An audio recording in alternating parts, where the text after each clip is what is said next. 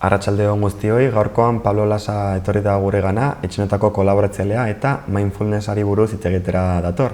Arratsaldeon, Pablo. Arratsaldeon. Zer moduz? Ondo. Jau da pasata, segurazki orain kurtso hasieran zaude eta lantalan, ezta? Bai, gutxi. Kurso hasiera eta telefonoak, emaila, kartelak, publizitatea, urtero bezala. Bueno, urtero, mindfulnessen 2-3 hilabetero ari gea kursoak montatzen, oseak urte osoa ematen dugu prestatzen. Hala ere, udan igual deskantzatzeko denbora izan dizu? Hau mugitua izan dut, bai mugitua. Zeren eta hasi naiz kolaboratzen eta lan egiten Donostiko Baraka zentroarekin mindfulnessen oso jantziak daudenak eta. Eta eukidutu dela, alabak eta hori bitarte beteta. Bueno, azkenean ongi dago ere pixkatere denbora aprobetxatzea, ez da? Bai, noski. Erretiro bat egin nuen ere eta egun batzuk pasan dituen hortik eta ondo. Gertatzen dena da, gauza dela hori eta burua, bakizu, geldiutu inberda ere. Bai, nahi da bai. Aurtengo kurtsoeko adibidez, zer daurkazu tartean, zer daurkazu programatuta? Kurso hau sendotu egin dut, dena orain arte beti nik egin izan dut Iruñan, 2-3 lekute ezberdinetan kursoak ez. Eta aurten erabaki dut dena Alarrosadian zentratzea eta meditazio eskola bat aurkeztea, montatzea, martxan jartzea, ez? Meditazioa eta mindfulnessa oso gertu daude, ez? Leku berberan hasten dira. Gertatzen dena da, meditazio mindfulnessarekin ongi izatea da helburua eta meditazioak azitzea, garatzea eta beste helburu batzuk ditu, ez? Eta meditazio eskola bat martxan jartzea erabaki du. Eta horrek esan nahi du, egiten ditu gauza batzuk, esan nahi du astero meditatu, erretiroak egin, egun batekoak, asteburukoak, gauza ezberdinak. Hurrengo hilabeteetan, taldeak osatuta dauzkazu edo pertsonak joten dira banan-banan edo nola funtzionatzen du? Hurrengo astean hasiko naiz talde batzuk, pare bat talde. Horiek, bat beti egiten dut bat goizez eta beste arratsalde sola txandaka dagoen jendea ahal izateko egitea, ez?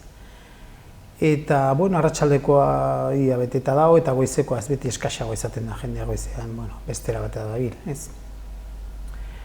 Bihar beste talde bat hasten naiz, emakumeekin daramat urte desente, urte batzuk lan egiten Atarrabiko udaletxean, emakumeekin arratsaldetan.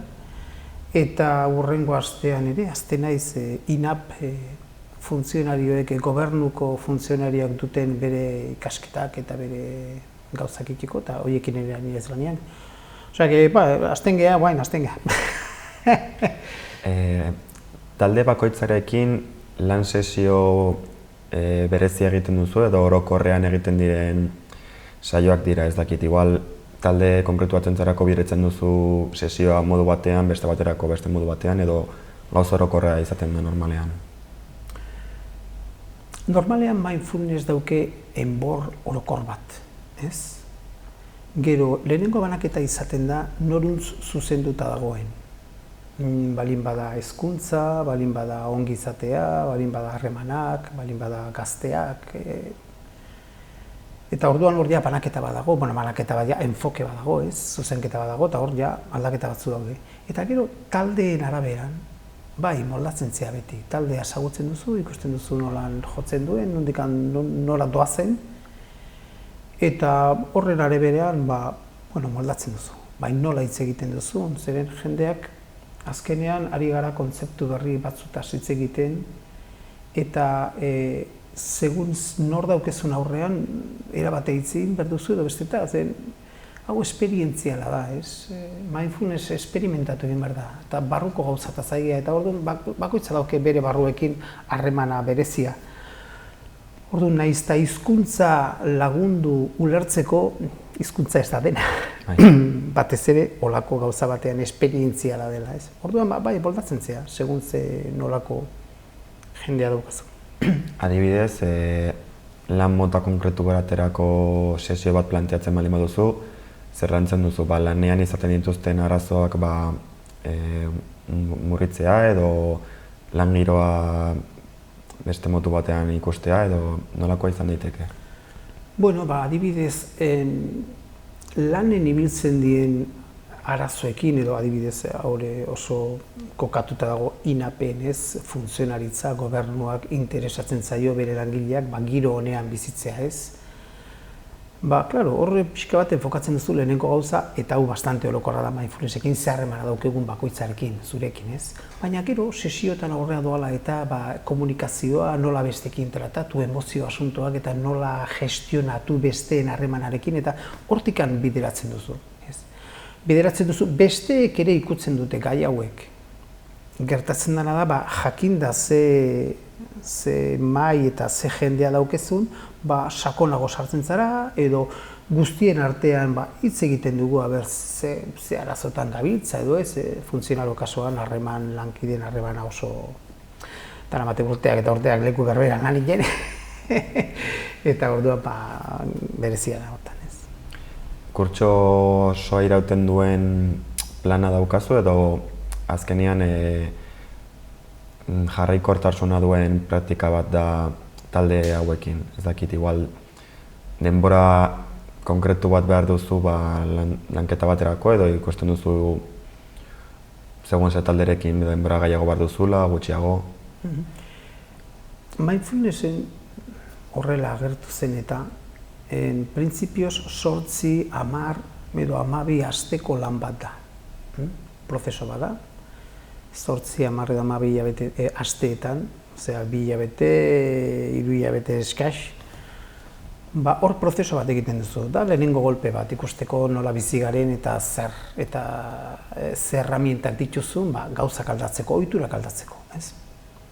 Hori izaten da normalean. Hola lantzen dugu. Bestea da, egiten dira, binon zoaz, lehen esan du da, meditazio eskolaruntz, ez?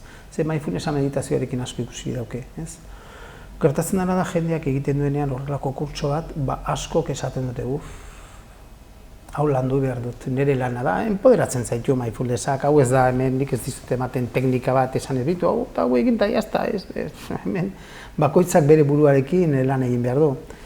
Eta orduan, gertatzen dena da, jendea bere ardurapean hartzen baldin badu bere osasuna, azten da, bai meditazio eskolan, errepikatzen du, bai meditatzen egunero, mundu hortan azten da sartzen ez. Beste batzuk, interesgarria ondo, aldaketa bat egiten dio, baina, klaro, hain arresa da eta hain zai egunero zuretzat, 15 minutu ordu erdi bat hartzeko zuretzat, guztiontzat edo munduarentzat ez dakit zer, baina guretzat eta gure osasunanentzat denbora hori hartzeko zaie da, oso simple hemen oso zaie. Haixe da bai. Sumatu duzu geroz eta jende gehiago animatzen dela mindfulnessa ezagutzera edo sumatu duzu geroz eta gehiago dei jasotzen dituzula? Ez, bai, somatzen dut bai eta ez, hau da. Mindfulnessa modan dago erabatean, ez? Egunez egun jende asko gehiago egiten du, duela 5 urte egiten zuena baino. Gertatzen dena da, ez dut somatzen, esatez nahi dut ezan, zeren eta jende gehiago dago mindfulnessa ematen. Osea, duela 5 urte ongo bagina Iruña, ez dakit izango zuke 4, orain egon daiteke 20. Orduan, somatzen da gizartean mindfulnessa gogor jodula, oso interesgarria eta beharrezkoa da nire ustez, nik uste dut hau etorri da gelditzeko. Gertatzen da beste leku batzutatik, yoga dela eta, edo txekutxikun dela, edo beste arlo batzutatik mindfulnessa hurbiltzen ari dira eta orduan kolaxak eta hasten dira egiten. Orduan bai, asko ze jendeago gehiago dau, baina nire kasuan edo nik uste dut jende guztien kasuan bezala, jende gehiago dago ematen, orduan guztion artean banatzen geha daudenak. Eta zer dela eta goraka da hau azkenaldi honetan? Nik uste duzuzuk iritzi pertsonal igual izan diteke? Nik uste dut berez mindfulnessa beharrezkoa da. Beharrezkoa da. Osea, gorakada handiago egongo da, dago eta jende gehiago dago adibidez yoga egiten. Asko ze gehiago, jogak jo zuen duela demagun 20 urte, ez? Claro, yoga meditazioarekin batzutan hurbiltzen da, segun nork zerbait egiten dute. Yoga gorputzera hurbiltzen da, ez? Gizakiak behar du, batez ere hemen mendebaldean, ez? Behar dugu gorputza mugitu era kontziente batean, ez? Eta bere onurak ikusten dugu, beste batzuk adibidez pilates, otro beste mundu batzutan sartzen dian, yoga ja arnasketarekin eta beste era batea zaintzen du gorputza, ez? Paso naturala da buruarekin hastea. Burua ere ezitu, landu, eta hori mindfulnessa da. Orduan, ez bali badugu horrelako zerbait egiten gure artean, gauden bezala josuta fuego akabatuko dugu. Zeren ezin da horrela bizi, oso gaizki bizigea, sufrimendu handia dago. Eta mindfulnessa berez jaio da eta bere alorra importantena da sufrimendua. Hori lantzea eta ikastea azkenean, ez da?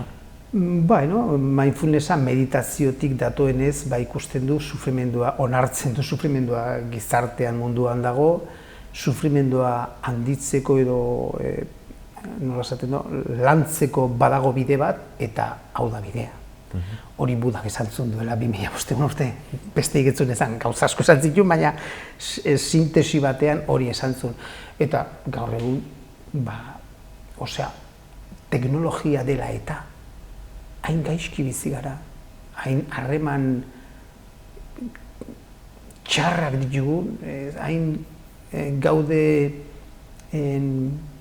nola esaten da, deseoarekin, apegoarekin, gauzekin nahi dugula gehiago, ez? Teknologia bestela, harremanak, dirua, eta horrek galdu egiten, sufrimendua sortzeko era bada, eta orduan mindfulnessek egiten duena da hor zaizu gelditu, nuntzaude, zertan naizea, zer da hau, zer zarazu.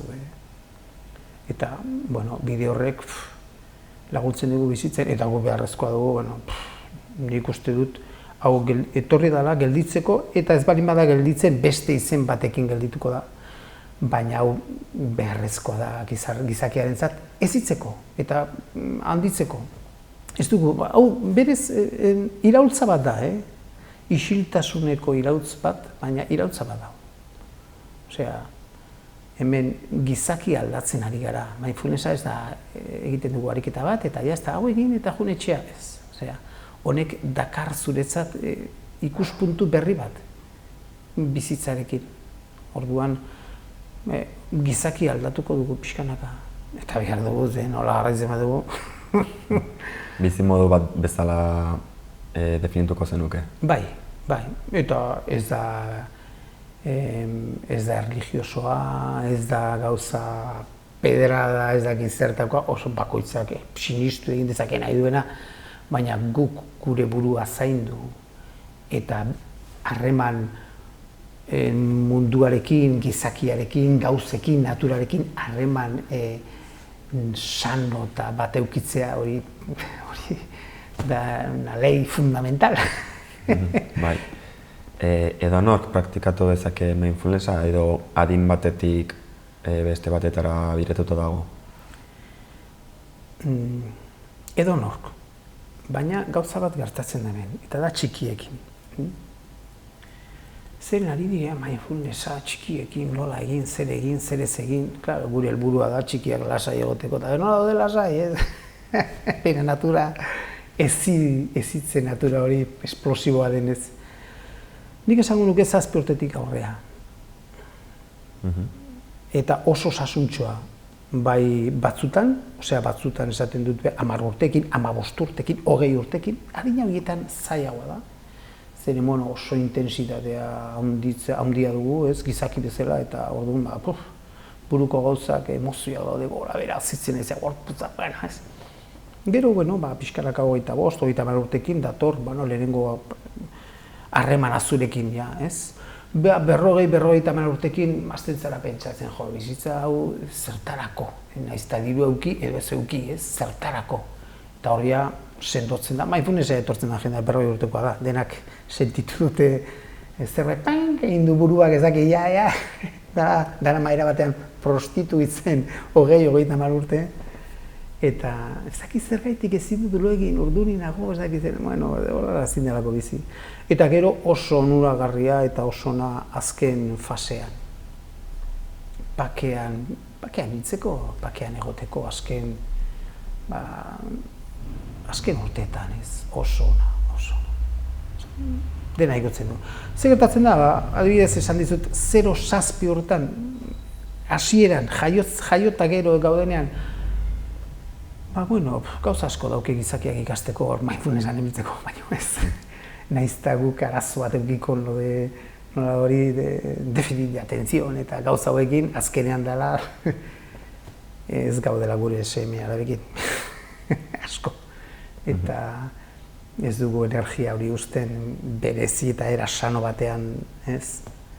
Azaltzen, ateratzen, baizik eta hor ditugu, bai telebista ikusten, bai bideoekin, bai gauz egin da.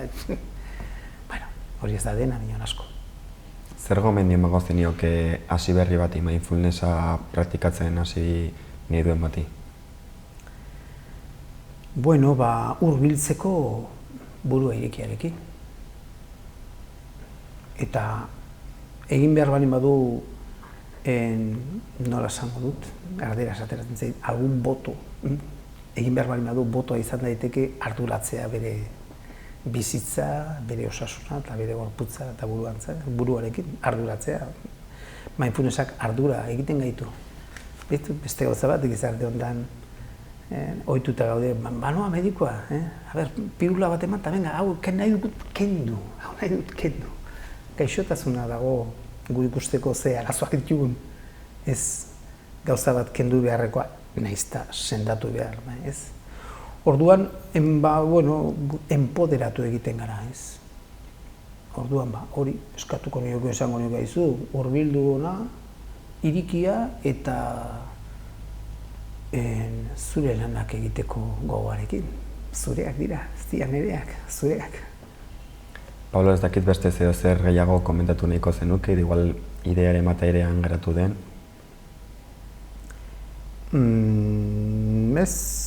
Bakarrik kursoak hasi direla, Hurrengo astean hasiko garela, hurrengo hilabetean ingo dugu egun bateko erretiroa, oso interesgarria, erretiro urbano deitzen duguna, ez?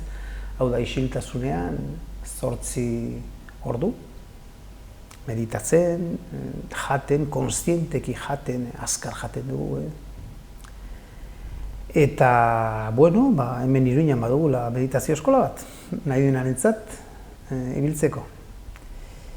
Eta, bestik ez. Osongi, Pablo, mila esker eskini duguzun informazio guztiagatik, espero dut igual jendea ere animatzea, mindfulnessa ezagutzera, eta espero dut ondo jatea kurtsonetan. Zuri.